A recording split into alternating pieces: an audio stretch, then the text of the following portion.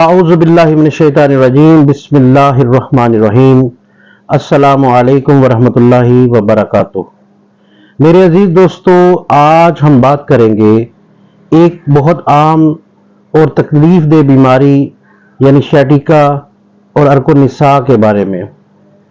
آپ کو اس بیماری کے لیے روحانی اور ہومیوپیتھک علاج بتائیں گے۔ سب سے پہلے ہم بات کرتے ہیں شیٹیکا کے روحانی علاج کی۔ قرآن مجید اور احادیث مبارکہ میں اللہ تعالیٰ نے ہر بیماری کا علاج رکھا ہے، اور عرق النساء جیسے مسائل کے حل کے لیے بھی ہمیں روحانی حل اور رہنمائی مل جاتی ہے۔ عرق النساء کا علاج یہ ہے کہ درود پاک 10 مرتبہ، 7 مرتبہ سورۃ الفاتحہ شریف اور 7 مرتبہ سورہ اخلاص شریف پڑھ کر کسی کالے دھاگے یا ڈوری پر دم کرے اور ایک گرہ لگا دے، اور اسی طرح ہر دفعہ اسی مقدار میں پڑھ کر گرہ لگاتے جائیں اور دم کرتے جائیں حتیٰ کہ آپ 9 گرہیں پوری کر لیں۔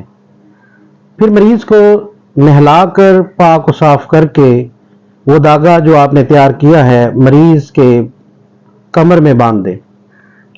انشاءاللہ تعالیٰ بہت جلد مریض صحت یاب ہو جائے گا اور پھر کبھی یہ مرض اس مریض کو نہ ہوگا۔ دوستو، اب ہم بات کرتے ہیں عرق النساء کے ہومیوپیتھک علاج کے متعلق۔ ہومیوپیتھک میں بھی کئی ایسی دوائیں موجود ہیں جو شیٹیکا کے درد کو دور کرنے کے لیے انتہائی مؤثر ثابت ہو چکی ہیں۔ نمبر 1 پر ہے ہومیوپیتھک میڈیسن کالوسینتھس مدر ٹنکچر۔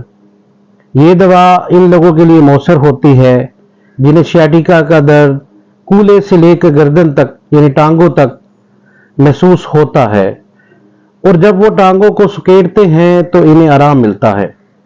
اور اس میڈیسن کے 5 قطرے دن میں 3 مرتبہ کھانے کے بعد 1 گھونٹ پانی میں ملا کر استعمال کرائیں۔ دوسرے نمبر پر ہے ہومیوپیتھی کی دوا میگنیشیا فاسٹ 30x طاقت میں۔ ہومیوپیتھی کی دوا یعنی میگنیشیا فاسٹ تیز جلن والی کیفیت میں محسوس ہوتا ہے اور گرمائش یا سکون دینے والی چیزوں سے درد میں کمی ہوتی ہے۔ تیسرے نمبر پر میڈیسن ہے ہومیوپیتھی کی دوا آرنیکا مونٹانا 200 طاقت میں۔ دوستو، یہ دوا اس وقت استعمال کی جاتی ہے جب شیٹیکا کا درد چوٹ کی وجہ سے ہو یا مسلسل بیٹھنے کی تکلیف کی وجہ سے ہو گیا ہو۔ ہومیوپیتھک علاج کے ساتھ ساتھ روحانی علاج کو شامل کرنا بھی بہت مؤثر ثابت ہوتا ہے۔ روحانی علاج ہماری ذہن کو سکون اور اللہ تعالیٰ کی قربت کا احساس دیتا ہے، جبکہ ہومیوپیتھک دوائیں جسمانی درد کو دور کرتی ہیں۔